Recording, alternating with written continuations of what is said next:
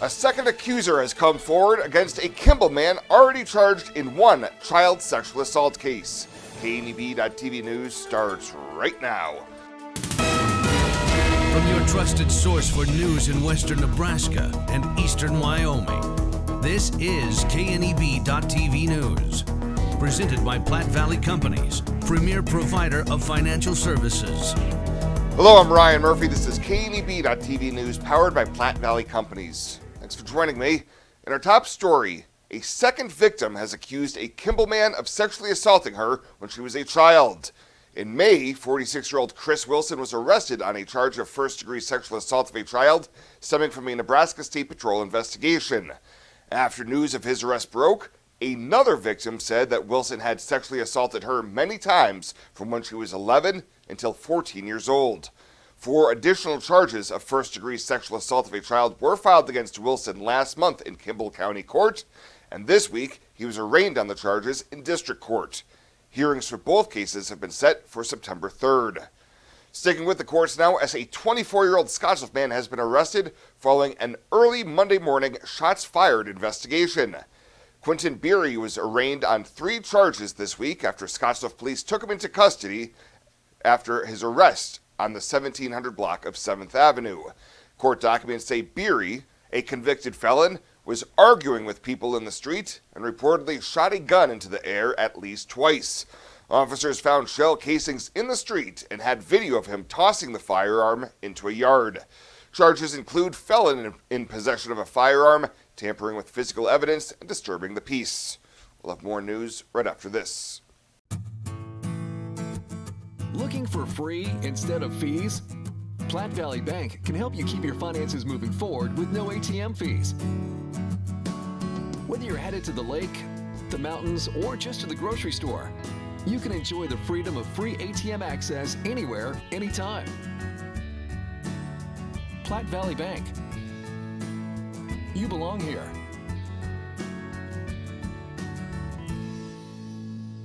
When it comes to your health, you deserve the very best.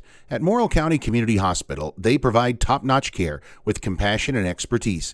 From routine checkups to advanced surgeries, their dedicated team is here for you 24/7. With state-of-the-art technology and a patient-first approach, they ensure you and your loved ones receive the highest quality care. Because at Morrill County Community Hospital, your health is their priority. Visit Morrill County Community Hospital today in Bridgeport. Morrill County Community Hospital. Exceptional care right here at home. Welcome back. It's been a sluggish week for Nebraska lawmakers convened in Lincoln for a special session aimed at property tax relief. Floor debate began on Wednesday, but none of the bills were actually ready to be debated.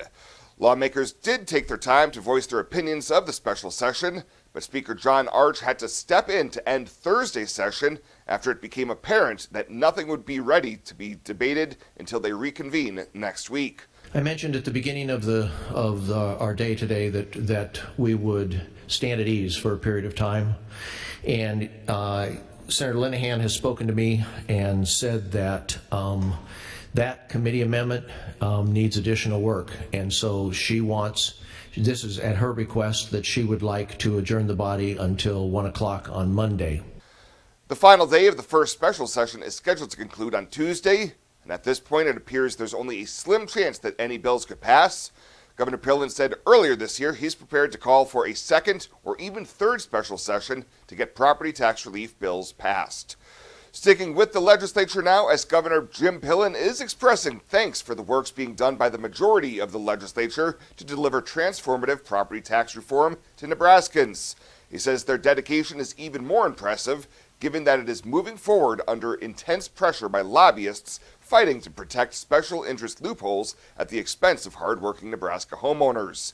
Pillen did note that a small minority of senators are failing their duty to the people of Nebraska, as some are filibustering, while others have, quote, lowered themselves to baseless personal attacks, both on the floor of the legislative chamber and through social media against the governor. Pillen says something needs to be done to address mounting property taxes, and, quote, doing nothing is not an acceptable option for Nebraskans. And with lawmakers convened for a special session aimed at property tax relief, some Nebraska city leaders are expressing concerns about caps on sales and use taxes. Scottsbluff City Manager Kevin Spencer says he and his staff are keeping a close eye on what's transpiring this week in Lincoln.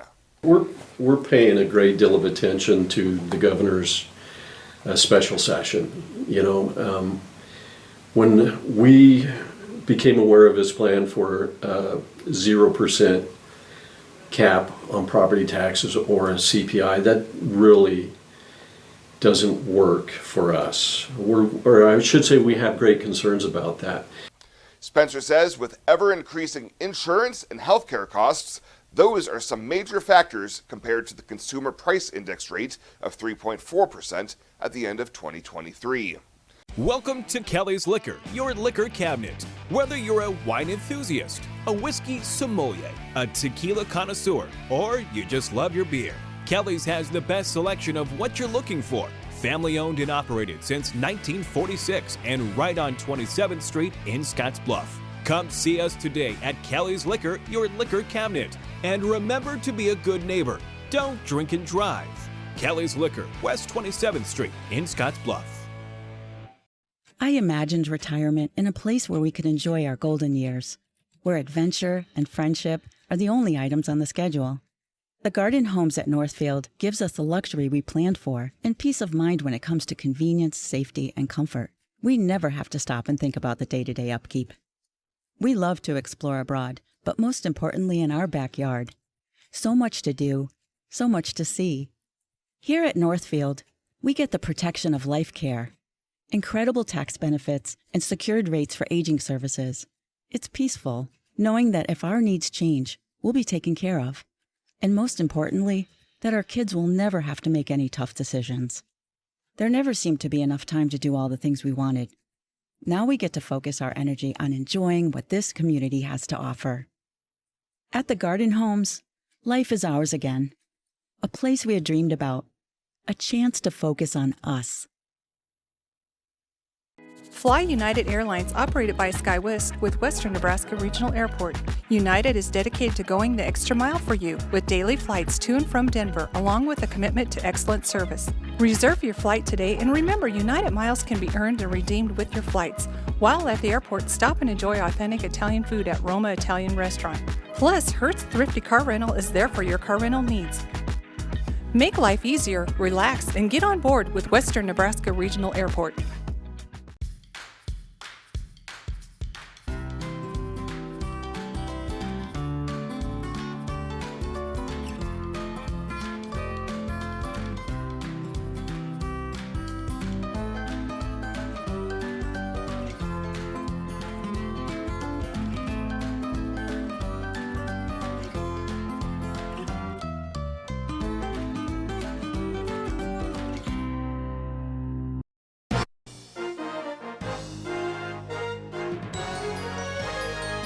This is KNEB.TV Ag News from the Scottsbluff Body and Paint Ag Desk. Scottsbluff Body and Paint, you're driving home our reputation. Hey guys, thanks for checking out the Building Nebraska podcast. So glad that you're here with us today. Here on our inaugural episode, we're sharing with you the story of a man who found himself without a job. He had to pivot quite dramatically. And what he built right here in Nebraska can now be found all across the United States, and they even ship across the globe. It's a story of Baker's Candies. We'll play it here in a second, but want to invite you to like, follow, and subscribe to Building Nebraska if you like this kind of content. That sure helps us get the show out to those who would also perhaps enjoy it. Without further ado, here's the story of Baker's Candies.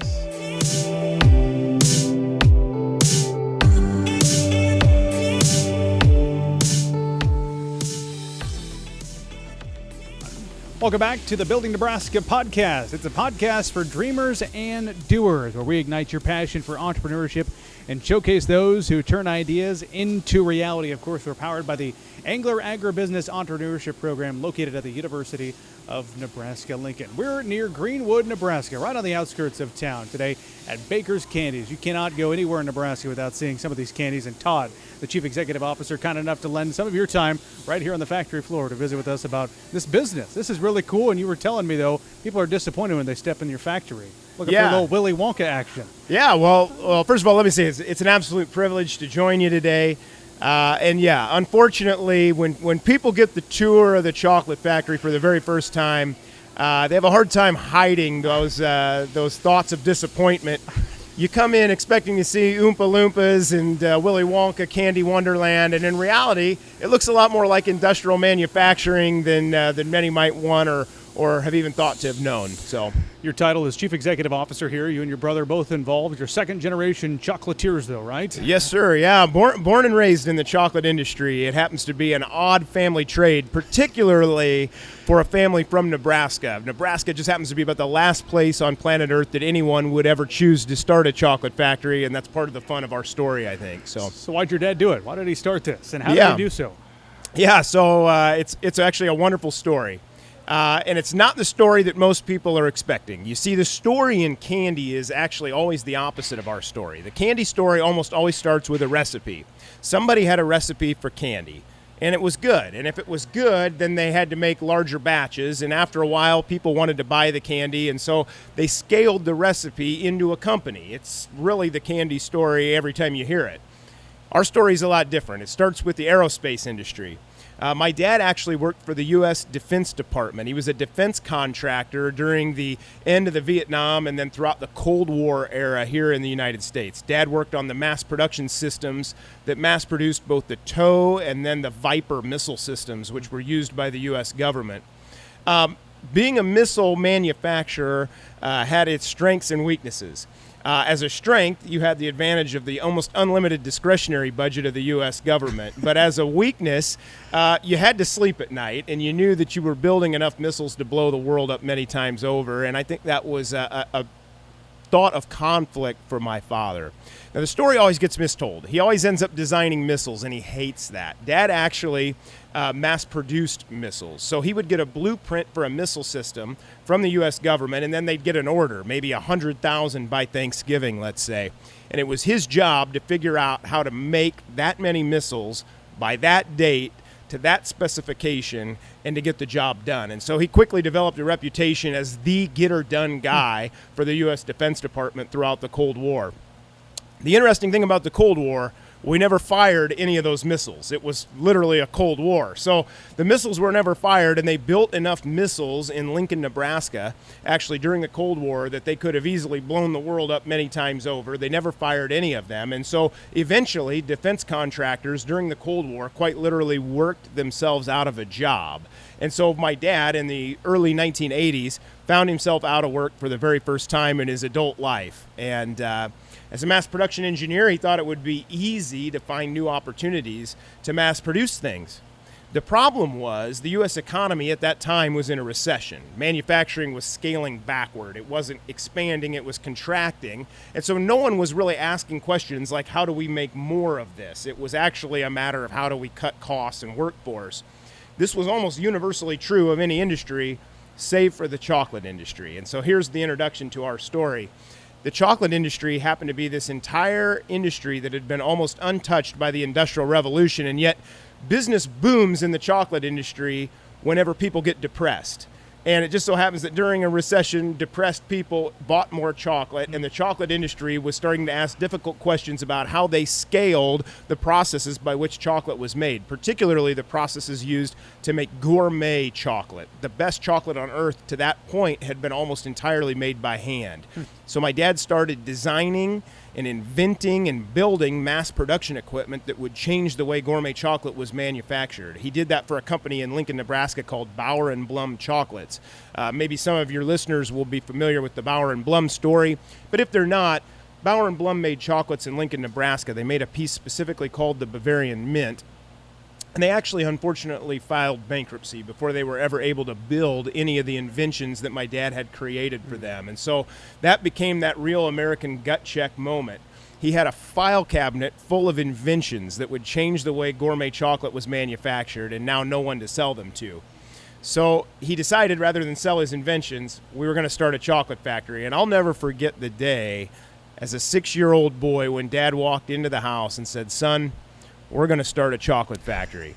It was about the greatest day of a 6-year-old's kid's dream, right? Yeah, it was about as close to a dream come true as you could possibly imagine. And so we started as the very first candy company, we believe, in the history of the world to start with a 100% fully automated custom manufacturing process and no recipe. we literally had no recipe for chocolate. We had a manufacturing process that was more efficient than anybody had ever created before. And then we had the unique advantage of being able to tailor make all of our recipes to work on that equipment. The problem with the candy story, as I alluded to earlier, is that it always started with a recipe. And when the recipe comes first, the manufacturing process has to be tailor-made to augment to the recipe. And so what happens is as the business scales, the manufacturing process becomes full of inefficiencies. It has to curtail to the recipe. The recipe came first. And any food manufacturer knows you never change a good recipe. Your customers know it immediately. So we had the advantage of having the most efficient process we thought you could ever make gourmet chocolate on. We tailor-made the recipes to the process, and after about a year of trial and error, we were making gourmet chocolate that was better than and cheaper than anything anybody had ever made before, which happens to be a great recipe for a bunch of guys that don't know anything about business. I'm on an entrepreneurial podcast right now, and I'm confessing to you, you won't find a group of entrepreneurials with less knowledge of the subject than we have. We are a bunch of engineers who happen to be running a successful chocolate factory in Greenwood, Nebraska, simply because we're passionate about the process by which candy is made. So how the heck do you find success? No recipe, not having any, I assume, knowledge about recipes and what makes good chocolate.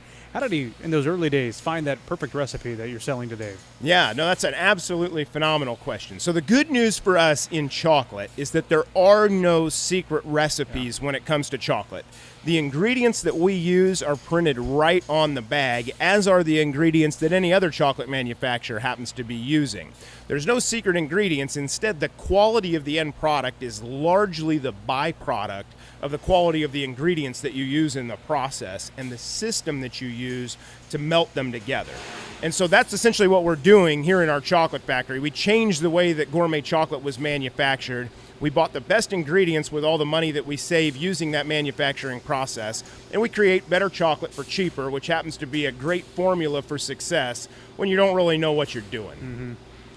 When your dad was just starting this out, I'm sure it had to be quite the investment to get this thing off the ground. Has he told you some of those stories about how he was able to make all this come to life? I'm sure with probably some limited resources, but big dreams. Yeah, no, absolutely. So what's really unique is that we actually built the very first production lines in the family basement. So they were built in the basement of the home.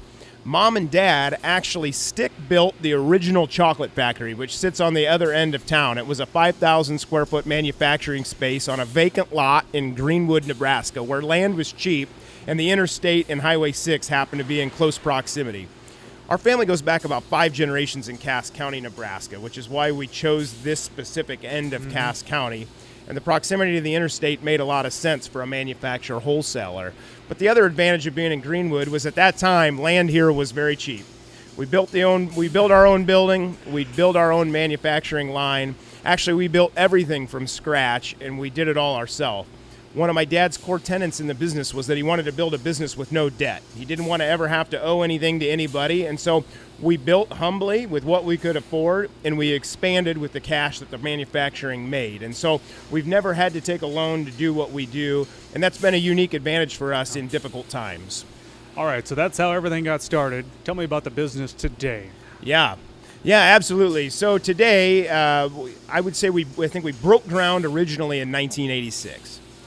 Today, in the year 2024, the business has been around, getting close to 40 years now, and we've continued to grow every year since the very first year that we entered into production. We've been in business as long as we have, and every single year has been a record year. It's a very unique advantage for us as a business. We know when we start a new year how much chocolate we'll manufacture in that given year, and we also know that everything that we manufacture is going to be sold. There's more demand for the product than energy we have to manufacture it, and so we have a unique advantage of being able to sell everything that we manufacture, and that means that we've grown at a scale that we want to grow.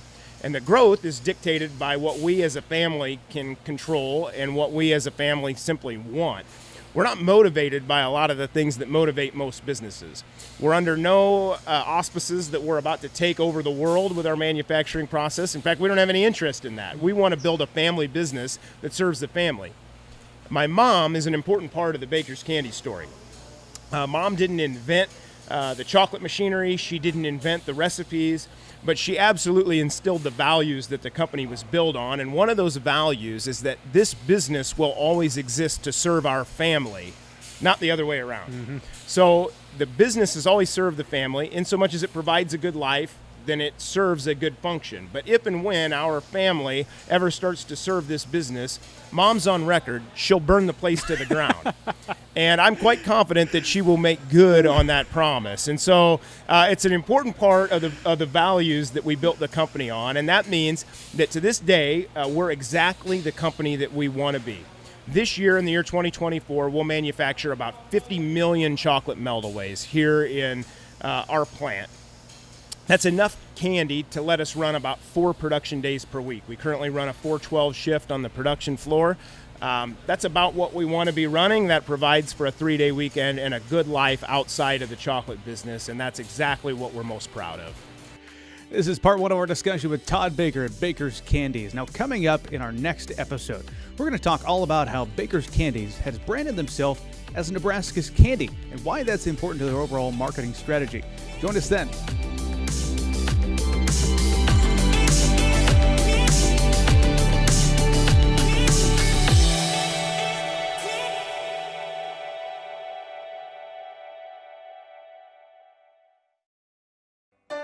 You deserve to have a building that will last for generations. With more than 110 years of experience and thousands of satisfied customers, Morton Buildings is the industry leader you can trust. If you're planning for a garage, farm shop, horse barn, storage building for your RV, boat, or collectibles, there's no better time to buy. Contact your local Morton sales office or visit mortonbuildings.com to get started today.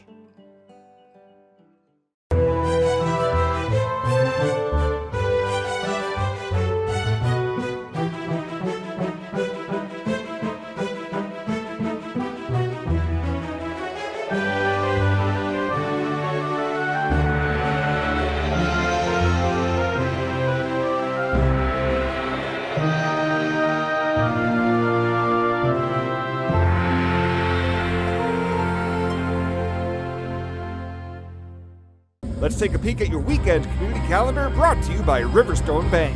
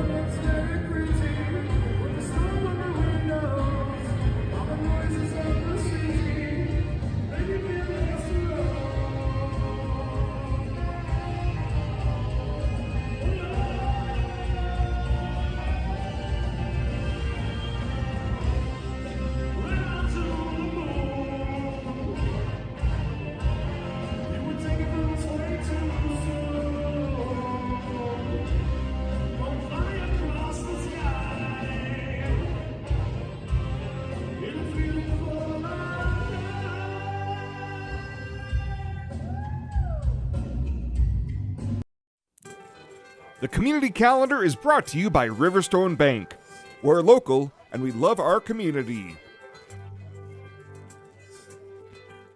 Tri-City Stormwater presents Stormwater 101, an illicit discharge.